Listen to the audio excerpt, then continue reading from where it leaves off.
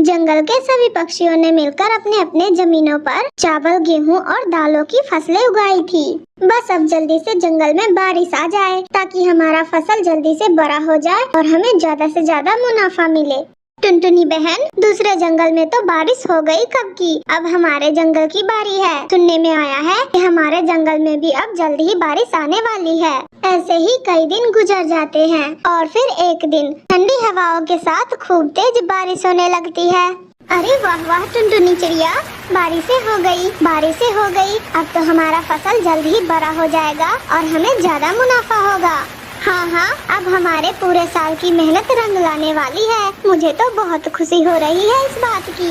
अरे तो खुशी हो भी क्यों ना तोती बहन, हमने पूरे साल उन फसलों पर जमकर मेहनत किया है। धूप गर्मी में भी पूरा ध्यान रखा है उनका। अब इस बारिश के बाद हमारा फसल पककर तैयार हो जाएगा और फिर उसके बाद उन सारी फसलों को बेचकर हमें बहुत ज्यादा मुनाफा होगा और फिर हम लोग उन पैसों को आपस में बांट लेंगे। आज तो लगातार ही बारिश होती रहती है। बारिश का पानी मिलने से पक्षियों का फसल एकदम ताजा हो गया था। और फिर अगले दिन चलो पक्षियों, अब जल्दी से हम लोग मिलकर ये सारी फसलें काट लेते हैं ताकि जल्दी से हम लोग दूसरे जंगल जाकर इन फसलों को बेच सके। हाँ पक्षियों, हमें जल्द ही काम शुरू करना होगा, नहीं तो अभी बारिश का मौसम चल रहा है। क्या पता कब बारिश आ जाए, तभी वहाँ पर कालू कौवा आ जाता है। अरे पक्षियों, क्या तुम लोग पागल हो गए हो? ये क्या कहे जा रहे हो? बारिश के बाद दूसरे जंगल के पक्षियों को भी तो अपना फसल बेचना होता है। हम अपना ये अनाज बोरियों में भर के स्टॉक कर लेते हैं। जब बाकी जंगलों के पक्षियों के पास सारा अनाज खत्म हो जाएगा, तब हम अपना ये अनाज बेचेंगे और वो भी महंगे दामों में। ये तुम क्या कह रहे हो कालू कौवे? हम तो हमेशा ही बारिश के बाद ही अपना फसल बेचते हैं। अरे यही तो गलती करते हैं ना हम। पूरे साल इन फसलों पर मेहनत करते हैं और फिर जब बारिश के बाद सभी पक्षियों के पास फसल होता है और वो भी फसल बेचते हैं, तभी हम लोग भी कम ही दामों में फसलों को बेच देते हैं। अभी तुम लोग मेरी बात मानो पक्षियों, इस साल हम अपना अनाज स्टॉक करके रखते हैं। जब सभी पक्षियों के पास अनाज खत्म हो जाएगा, तब हम इसी अनाज से दुगना तिगना फायदा उठाएंगे। वैसे कालू कौवे की बात भी गलत नहीं है। 2-4 महीनों के बाद हमें इन्हीं अनाज का दुगना तिगना फायदा होगा। अरे पक्षियों, हमें ज्यादा लालच नहीं करना चाहिए। वैसे भी कहीं ज्यादा बारिश हो गई तो फिर हम इन अनाजों को कहाँ संभाल कर रखेंगे? अरे टुनटुनी चिड़िया, सब तुम्हें ही पता होता है क्या? हमारे जंगल में बहुत बारिश हो गई। अब नहीं होगी बारिश। तुम ज्यादा हम सभी पक्षियों की माँ ना बनो। देखो पक्षियों, अगर तुम लोगों को ज्यादा पैसा कमाना है तो तुम लोग मेरी बात मानो, इस पागल टुनटुनी चिड़िया की बात ना मानो। कालू कौवे के मन में तो हर वक्त लालच रहती थी और जंगल के सभी पक्षी भी उसी के बात में आ जाते हैं। हाँ रे हाँ, मैंने तो पूरा साल इतना मेहनत किया, पूरा दिन धूप में काम करते करते पूरा काली हो गई मैं तो।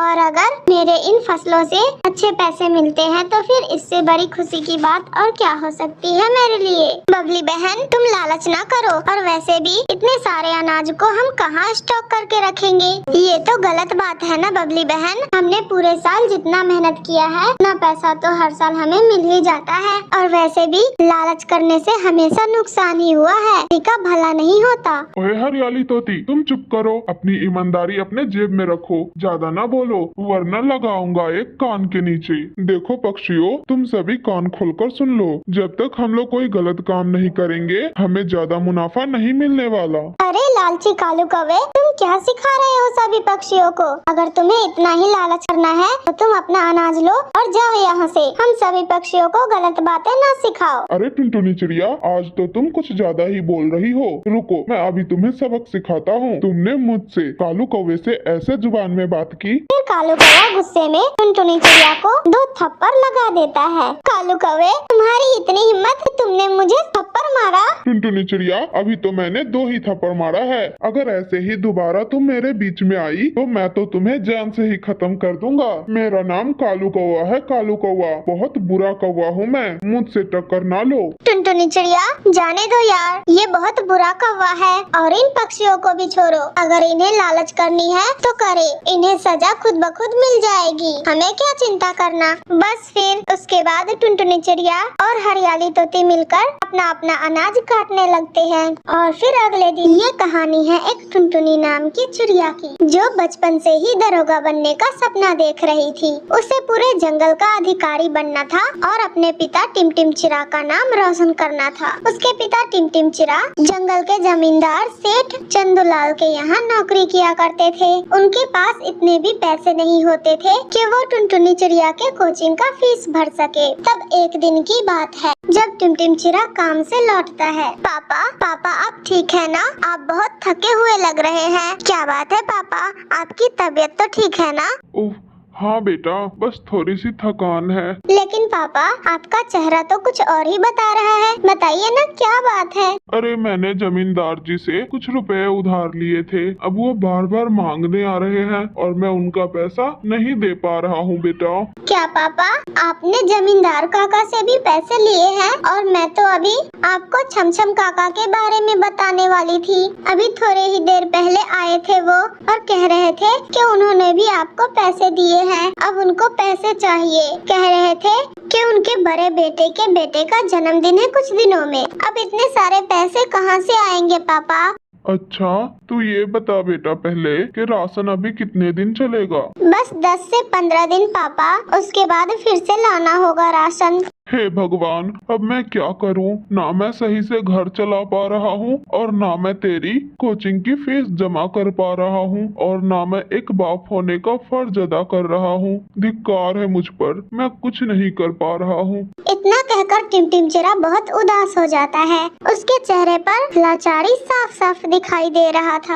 अरे पापा आप ऐसी बातें क्यों करते हैं? मैंने आपसे कई बार कहा है ना कि ऐसी नकारात्मक बातें मत किया कीजिए। मैंने एक सपना देखा है अधिकारी बनने का, और ये सपना सिर्फ मेरा नहीं हम दोनों का है। देखना पापा आप, एक दिन इसी जंगल में सबसे ऊपर हम दोनों का नाम होगा। हम रुकेंगे नहीं, हम झुकेंगे नहीं, हम बस आगे बढ़ते रहेंगे। बस बेटा, मैं तो यही जोश, यही लगन तुम्हारे आंखों में देखना चाह रहा था। अच्छा इन सब बातों में तो मैं तो तेरी पढ़ाई की बात ही भूल गया। तो आज तूने ठीक से पढ़ाई की ना बेटा? और आज मैंने जो तेरे लिए अखबार लाया था ना सुबह में, वो पढ़ लिया कि नहीं तुमने? हाँ पापा पढ़ा मैंने वो अखबार, बहुत अच्छा अखबार था। बहुत सारी उसमें काम की चीजें छपी हुई थी। काश रोजाना वैसा अखबार मुझे पढ़ने को मिल जाए। मुझे तो बिल्कुल भी यकीन ही नहीं होता कि मेरे घर में इतनी पढ़ाकू बेटी कैसे जन्म ली। अच्छा है, लगी रह तू ऐसे ही लगन के साथ, हमेशा पढ़ाई करती रहना। महादेव जी मेरी बिटिया रानी को सफल बना देना बस आप। अभी मैं तुझे कुछ नहीं दे पा रहा हूँ, लेकिन एक दिन तू अपना सपना जरूर पूरा करेगी और मेरा भी। हाँ पापा बिल्कुल, आप बस देखते जाइए, हिम्मत न हारिए। इनके जीवन में कम परेशानियाँ न थी, मगर इनका हौसला वो कभी कम नहीं था। इनका सपना तो बड़ा था ही, मगर दिल और जज्बात उनसे भी बड़े। ऐसे ही समय बीतता गया। कर्जे की रकम अब तक नहीं चुकाई गई थी। एक दिन अरे ओ टिमटिमचिरा, चल बाहर निकल, कहाँ छिपा बैठा है तू? अरे छमछम काका आप? हाँ मैं। तू मेरा पैसा नहीं लौटाएगा और मैं चुपचाप बैठा रहूंगा? नहीं नहीं काका, ऐसी बात नहीं है, मैं बहुत मजबूर हूँ। मेरी बेटी अधिकारी बनने का सपना देख रही है, उसी के पढ़ाई के लिए मैंने आपसे पैसे उधार लिए थे। अभी बड़ी मुश्किलों से मैं अपना घर संभाल रहा हूँ। ओ आज कोई बहाना नहीं चलेगा, तुम अभी के अभी मेरे पैसे लौटाओ। कल मेरी बेटी की शादी है और मैं उसमें बहुत धूमधाम से बहुत पैसे खर्च करना चाहता हूँ, इसीलिए अब तो तू मेरा पैसा लौटा दे, नहीं तो मैं जा रहा हूँ रपट लिखवाने थाने में, समझा? अरे छमछम काका आप बस थोड़े दिन और रुक जाइए, उसके बाद मेरे पापा आपको पैसे लौटा देंगे। आप मेरे पापा को थाने न ले जाए, मैं आपके आगे हाथ जोड़ती हूँ। हाँ छमछम काका जी, आप बस थोड़े से समय और दे दो मुझे। अरे चुप करो टिम, जब से यहाँ आया हूँ तब से तू खुद की बेटी की बड़ाई करे जा रहा है। मेरी बेटी अधिकारी अधिकारी बनेगी। मेरी बेटी को पढ़ाना है, इसे अफसर बनाना है। अरे तेरे जैसे चिड़ाओं का औकात होता है क्या अफसर बनने का? अरे मैं तो कहता हूँ तू अपनी बेटी से कह दे कि ये बड़े बड़े सपने देखना ना बंद कर दे। ये सब तुम जैसे गरीबों के बस की बात नहीं है। देख टिमटिम चिरा, तू मेरी बात ना जितनी जल्दी मान लेगा उतना ही अच्छा होगा तेरे लिए। मैं ये सब कहना नहीं चाहता था मगर मजबूरी है। अब तू जल्दी से मेरे पैसे निकाल। चल छमछम काका, मैं आपके पैर पड़ता हूँ। आप मेरे घर की हालात तो देख ही रहे हैं ना, मेरा तो घर चलाना भी मुश्किल हो रहा है। मैं आपके पैसे कैसे लौटाऊं अभी? छमछम चाचा बहुत जिद्दी थे, उनको आज कैसे भी करके टिमटिम चिरा के घर से कुछ चाहिए ही था। वो जल्दी से उड़कर जाते हैं और उनके घर से वो टेबल उठा लेते हैं जिस पर टुनटुनी चिड़िया पढ़ाई किया करती थी, और उनके घर का बेड भी उठा लेते हैं। तू मुझसे चालाकी कर रहा था ना? लो, दूसरों से पैसे लेकर लौटाएगा नहीं तो देख लिया ना अब कि इसका अंजाम क्या होता है। ये सब देखकर वो दोनों बाप बेटी हैरान रह जाते हैं और टुनटुनी चिड़िया तो फूट फूट कर रोने लगती है। पापा देखना आप, एक दिन यही लोग हमारे सामने हाथ जोड़कर खड़े रहेंगे और हमें सम्मान देंगे। देखना पापा आप। हाँ मेरी बिटिया, बहुत जल्द वो दिन आएगा। फिर उसके बाद टुनटुनी चिड़िया अपनी आंसू पोंछती है और फिर से पढ़ाई में जुट जाती है।